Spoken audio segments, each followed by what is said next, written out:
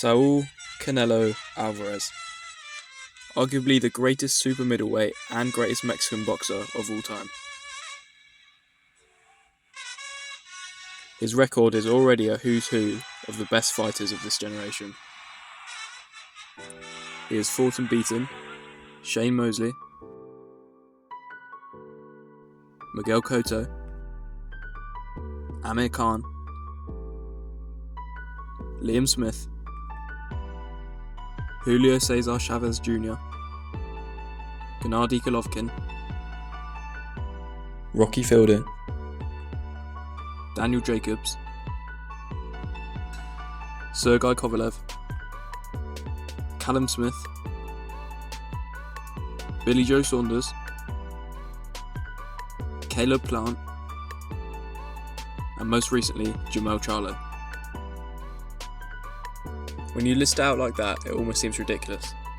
Canelo's record now stands at 62-2, with one draw coming all the way back in 2006, and the other in the controversial first meeting between him and Gennady Golovkin. He has only ever lost to arguably the best ever in Floyd Money Mayweather all the way back in 2013.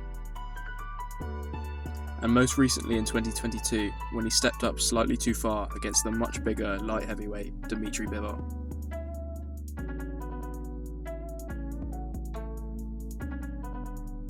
With his current position not only near the top of the current pound for pound rankings, but potentially the all-time argument, it's easy to question, why carry on?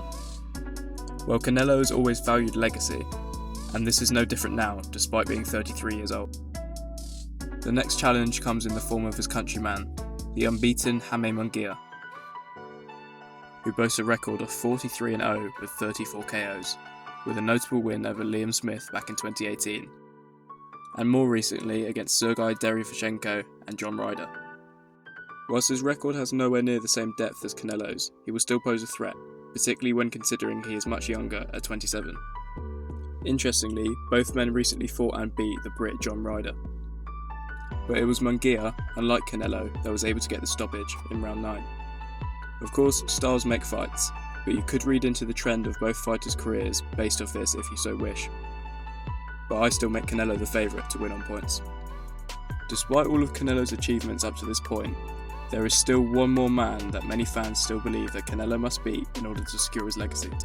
The man who Mike Tyson describes as the Mexican monster, David Benavidez. He possesses a suffocating style, slowly breaking down and destroying his opponents one by one. He boasts a record of 28-0 with 24 KOs and is in great form, with his two best wins coming in his most recent two outings against the talented Caleb Plant in a wide points decision, and stopping the unbeaten Demetrius Andrade. Fans have been battling on his behalf for years now for a shot at Canelo, but the current undisputed champ is not currently interested. It's somewhat of a lose-lose for Canelo, who would no doubt demand a massive payday should the bout go ahead.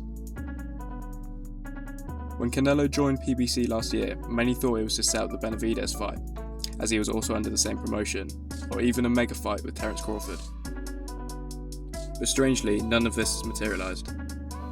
Canelo signed a 3-fight deal in June 2023 with PBC, with the Munguia fight marking the last of those. It now looks likely that Canelo will rejoin former promoter Eddie Hearn under the Matchroom banner. As for Benevidez, he will now be stepping up to light heavyweight this year in order to put himself in contention for the winner of Bivol vs Beterbiev on June the 1st. This complicates things further, as I believe that Canelo would only return to 175 pounds in order to rematch Bivol. And with Benevidez already being a massive super middleweight, it is unlikely that he would ever cut back down. So for the time being at least, I believe that the dream fight between Saul Canelo Alvarez and David Benavidez is dead in the water. For me, Canelo's legacy is already secure as the greatest Mexican boxer of all time. But for many, the shadow of the Mexican monster may always hang over his career. I really hope you enjoyed this video. Let me know who you think will win out of Canelo and Munguia, and also if Benavidez will ever be able to secure his shot against Canelo.